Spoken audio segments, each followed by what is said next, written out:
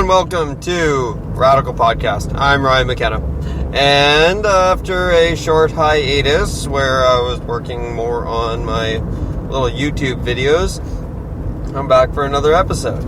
And this episode is going to be, before I go any further actually, here's the thing.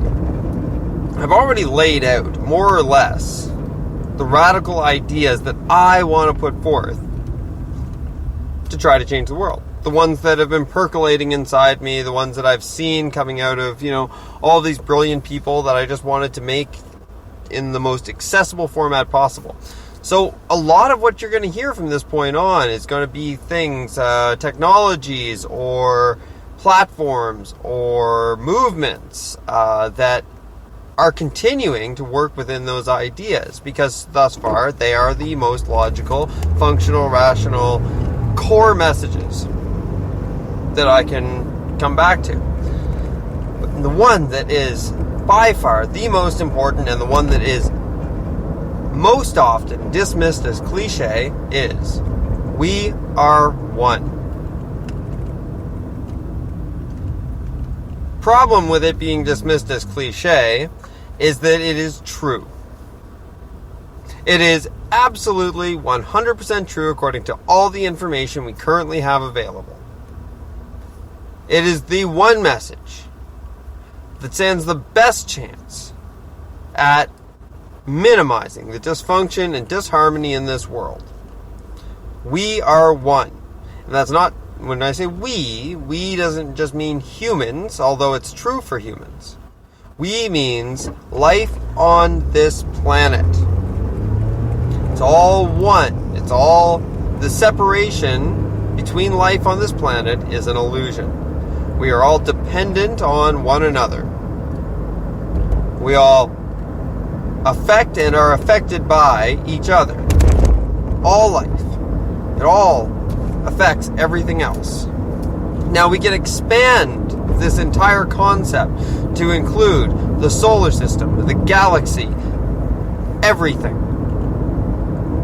But for the purposes of changing human society, and for the purposes of this message, it's most important that we focus on just this planet, because there's evidence all around you every single day that demonstrates that you are connected to every other life form on this planet. The most powerful piece of evidence, the most powerful demonstration of this is water. The fundamental connection that all life has to water on this planet. Now, granted, there's lots of life that can go very, very long times without water, but water was still crucial to its existence, to the fact that it ever appeared.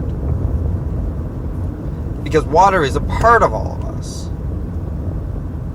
Humans and mammals especially, but all life. We all depend on the rain. We all depend on the lakes and the clouds and the fog and all the forms of water, because it all flows through us. Every drop of water you've ever drank was once another life form, was once part of another life form. Every drop of water you've ever drank was once a cloud, was once one part of the Earth's oceans, was everything that this planet has been. Water is indivisible, fundamentally. It's the best example.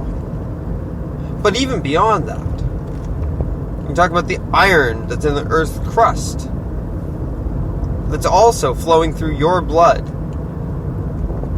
through the blood of so many other creatures. And it will be part of the Earth's crust again. That's the thing.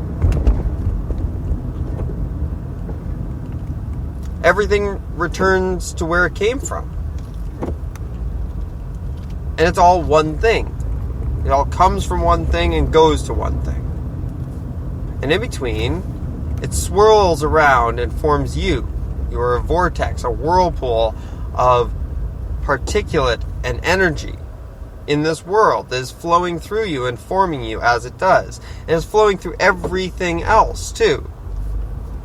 The reason I keep hammering on this topic is because everything that is wrong with this world is a fundamental disconnect from that notion. It's contradictory to that notion, and that's why it doesn't work.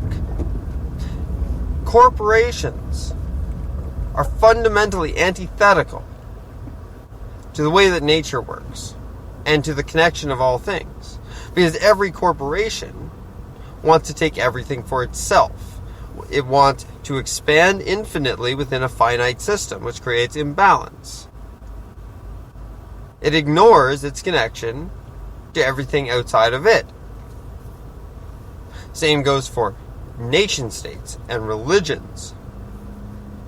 They don't recognize that they are as fundamentally intertwined with everything else as everything else is. To imagine that there's a division, that you can have a chosen people or a better people because of the geographic place that they live or the belief that they hold in their head, or any of these concepts, is absurd when you consider that we're all one thing. The comparison, the contrast, is just a product of our ideas. And these ideas of division are ultimately in contradiction to nature. They don't work. That's why we keep entering into pointless conflicts. Because we're working against nature. We're working against the flow of things by imagining our separation from one another, by imagining that borders are a real thing just because we built structures along them and just because we painted them on a map. They're not a real thing. They're an idea. The truth of the matter is we are just as connected to people in China, here in the Western world, as we are to people in our back door. We are just as connected. We affect one another just as much. We just don't see the effects with our senses as immediately. But the connection's there. It doesn't stop at the border.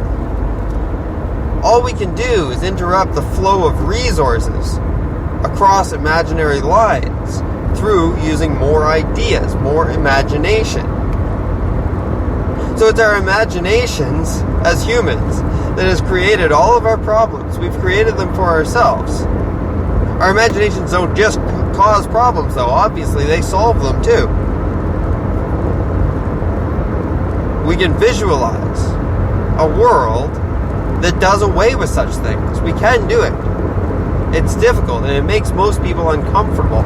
And the reason why we cling to these separation ideas is because we have so much emotionally invested in them. They're so much a part of our identity. The picture we paint inside our brains of who we are and who we present ourselves to the world as. But if your whole identity is based on a lie, it's as good as a building that is built on toothpicks. If it's an illusion, if you're lying to yourself, it has a crumbling foundation. It will collapse under its own weight. It will cause you pain and suffering because you are separating yourself from the rest of the world. If you imagine that humans are divine and all of the animals on this planet are not, then you ignore the fact that every part of you was once a part of them. And that you will become them again. Because animals, bugs, microbes, something will eat you. And you'll be back at the bottom of the pyramid. It's all cycles. It's all flow. Everything goes into everything else. The separation is just an idea. Humans have ideas. It's what we do. We also have reward systems, chemical reward systems. We have biology that promotes us finding a group, because finding a group means survival when you're out in the woods. But what's happened is we've formed groups when we still had a great deal of scarcity. And from those groups emerged conflict over resources. And now, that same struggle persists, but there is no scarcity. There is only the illusion of scarcity because we have individuals, small groups of people, hoarding massive amounts of resources. There is no scarcity. We dispose of perfectly good food every single day. We waste many, many resources getting pointless things out of the earth, like precious gems that only serve as a form of currency. All they do is they represent the energy and the effort that it took to get them out, but they don't actually do anything. We ignore the fact that we are connected to all of this. We ignore the fact that our bodies are connected to the earth in a very real way. It is impossible to separate the two. It has been proven that our moods are affected by the earth's electromagnetic field. That means that everyone on the planet is connected through the earth's electromagnetic field. We're connected energetically, not just physically. You can listen to my rant on consciousness to find out more about this and why the whole thing, the way that we perceive separation, distance between us, is all a big illusion that is just our minds making sense of the information that it's processing. But we've been tricked by ourselves. And then, because certain people figured out how to exploit this to make themselves richer, more powerful, etc., they may not have understood it fully, but they certainly understood how to manipulate the process so as to amplify that sense of separation, to amplify the fear that comes from feeling separated. The more you amplify that fear, the more it becomes anger and resentment at being made to be fearful. And then all they have to do is channel that energy at whatever is holding them back from the resources they want to acquire. Remember, infinite growth. It's the same for nations. It's the same for corporations. It's the same for religions. Infinite growth within a finite system. It's antithetical to the fact that we are all interconnected, and it's antithetical to the fact that that everything has to stay in balance, that everything flows. I've talked before about how what we can really do, what we do best, when we're doing our best work, it's because we as individuals are acting as good conduits. We're not resisting the flow of things. This is what's happening when you're an athlete and you are completely zoned in on what you are doing. And when it's going perfectly, you're feeling that flow. Any athlete knows what I'm talking about. If you're a painter or a musician and you're feeling the harmony of the orchestra or of the band or just of yourself and your mood and the rhythm, and you're not thinking, you're not struggling, you're not resisting, that's because you're connected, because you're in the flow, because you are not being resistant. When you're being resistant, it means you are not being a good conductor. Everything is supposed to flow through you. Information is supposed to pass through you and gain a perspective through you. When it comes out the other end, be it through your fingertips on a keyboard or your voice or your painting or whatever, it's supposed to flow. And that's when you know you're at your best, is when you're not being resistant. And what we are doing as institutions, as corporations, for example, resources are supposed to flow also. Rivers flow. It is a resource. Agriculture comes in seasons. It flows season to season. Returns to the ground, comes back up. There's a flow to it. You see? In and out, in and out, in and out. It's not constant growth. It can't be. It's not how things work. Everything has an up and a down. an inside and an outside. Back and forth, if you will. Everything's a wave, if you want to visualize it that way. It's a cycle, it's a circle. It's however you want to visualize it, it goes around and around, up and down. Because of this, we can look at massive corporations and individuals on this planet that are hoarding things, and we can see they're stopping the flow. They're not recognizing their connection to everything else and the connection these resources represent. Those resources are supposed to flow through all of us, not stop at a given junction or a dam. That is interrupting the flow of things, and it will cause a backlash. It is not recognizing that we are interconnected. This is why the fact that we are all one is not a cliche. It is the most important thing that we can recognize in our lifetimes. Recognizing the you in the other. Whether that other is a dog or a cat or a fish or a bug or your worst enemy. Someone who wants to kill you. They're still a part of you. They are the you that could have been under different circumstances. The you that will be, depending on how you believe in past lives and future lives and so on. Simultaneous lives, perhaps.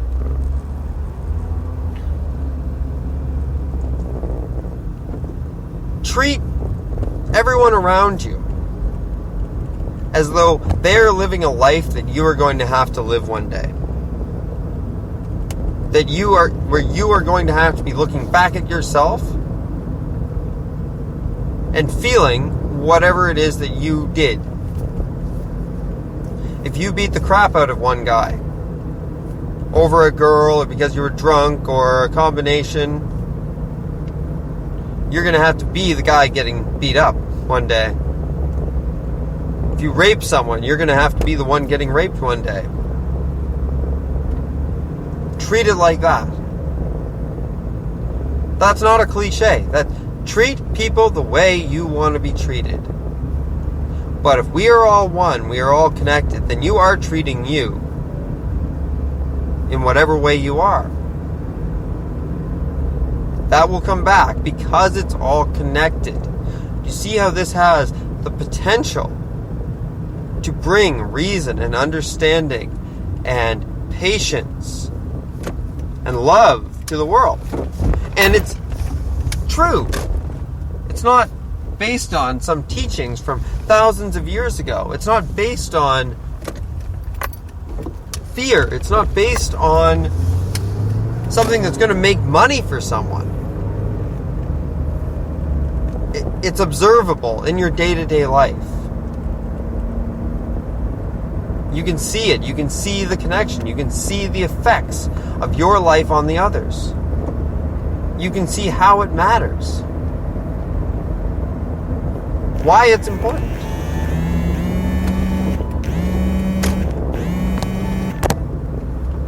You can see that the world will be a better place if we recognize this. Because recognizing that we are all one does not mean not fighting against injustice and disharmony. It means not blaming. It means not hating. It just means working towards something better. Believing in something better. Wow.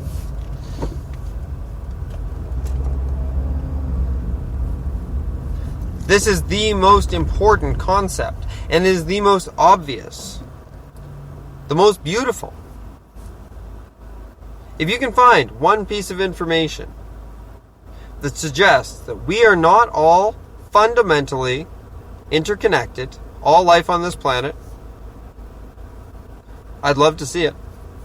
I'd love to see anything that disproves this notion. And the implications of this notion are powerful. They affect the notion of free will. They affect the notion of property. They affect the notion of countries, of tribes, of dominance over one another, of leaders, the implications are huge. And it's normal to feel uncomfortable because your worldviews are more or less shattered if you are buying into the notion that you are part of something important as like a country, or you deserve everything that you have, and the other person who didn't work as hard has less. Like all of these notions get completely shattered once you recognize that everything affects everything else, and that if you gained because you benefited from the efforts of everyone else and everything else. And if you lost, it's because you suffered from the effects of everything else and everyone else.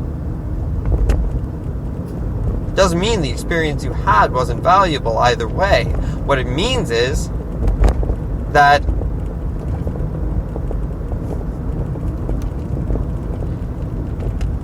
it means you can't take credit for it. It means you can't blame others for it.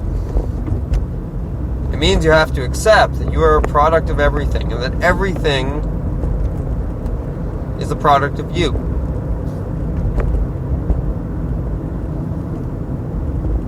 Just love each other, for God's sakes. I mean, honestly, how hard is that? How hard is it to just stop living in fear, recognize that we're all connected, you're in the place you're supposed to be. No matter how crappy or shitty it is, it's where you were supposed to be because there was no other place you could be within the whole. Every event in your life, up till this moment, conspired to put you in the here and now. We're all where we're supposed to be. We can see that in an interconnected system. That every piece must be where it has to be. There's no room for misalignment because everything depends on everything else. It all has to work in harmony. So that's where your faith can be derived from. It doesn't mean that you have faith that everything is going to be pleasant in your life. It doesn't mean that you have faith that you're never going to suffer hardship or anything like that. It just means you have faith that it's what's supposed to happen no matter how terrible it is or how wonderful it is.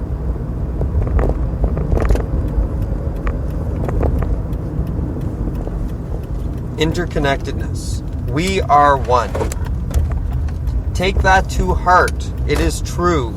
You can examine it and re-examine it and shuffle all the different reasons why you are not like your neighbor, or you are not like those people overseas, or you are not like a dog or a cat or whatever. It's all going to come down to the ideas that you hold true.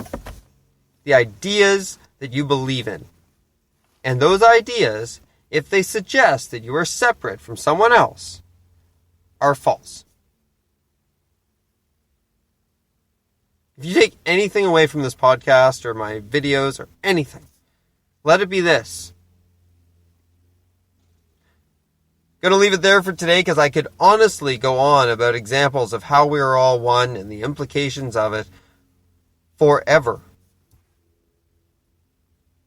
But I know that people have a limited attention span for someone repeating things ad nauseum to them. So I won't badge you with that. But I do encourage you to keep it in the back of your mind as you go through your day. And to talk to other people about it. Try to disprove me. And if you do, tell me. I'm very interested to know. But if you can't, then hold it to be true until something does disprove it. And if you hold it to be true, then live accordingly. Love each other. You don't have to like each other. You don't have to, hang out with each other around the world every single day. It doesn't have to be a utopia where everyone is just happy all the time. Just love each other and don't wish harm. Don't wish suffering on anyone, no matter what they do. It's all just systems. And we are all just one thing. Trying to fix the problems. Radically yours, I'm Ryan McKenna.